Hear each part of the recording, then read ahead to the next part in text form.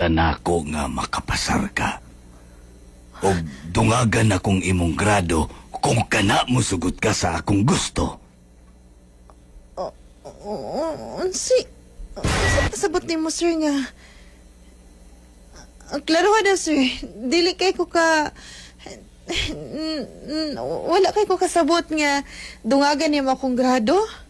Maski malate ko, okay lang. Tagahanti kag dakong grado. Kung kana mo sugot ka. Oh! Kaya pa ba, choosy pa ba ko nga, dako na ko grado niya. Namutila ka sa akong itlog. Ha? Kaya ba ni mo mutila? Mutila ko sa imo, sir. Joker ka, Wa sir. ko nag-joke. Joker ka. Sukad ka ni Adto nga buhi pa nga akong asawa, mao ka nang iyang ginabuhat kada uli na ko sa bahay. Pero dili mo ko ni mo asawa, sir. Estudyante Pwes! naman ko ni mo. Buhaton nimo. Or else, take it or leave it. Dili, sir. Di ko masagot, sir. Dili. Salain na lang. Salain na lang, sir. Kabagsak ka.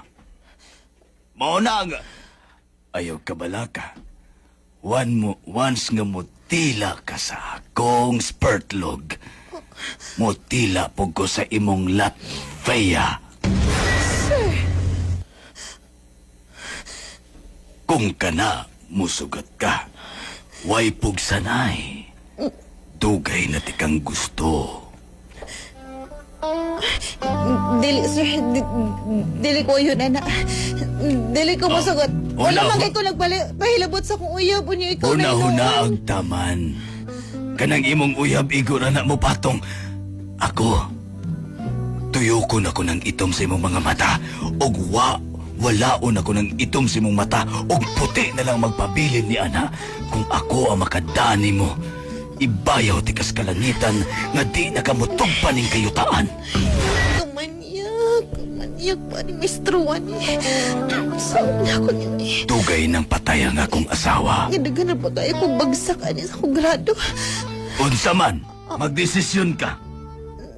Sir, Andam pwede ba na nga baka. naon-naon? Ay, kasasag dila. Kita kaning akong dila. Gamay pa lang ko gipangalaan Talaga ako. puti-puti siyang dila, uy. Ha? Maniyak. Pangagrabo ni Mr. Wani. Sir, pwede ba na ako nga una-unaon lang sa nako, sir? Una-una, Di man ako kaya, sir, uy. siguradong magmalipayon ka na ako, iha. Tilaan ako, Sir? pati itat.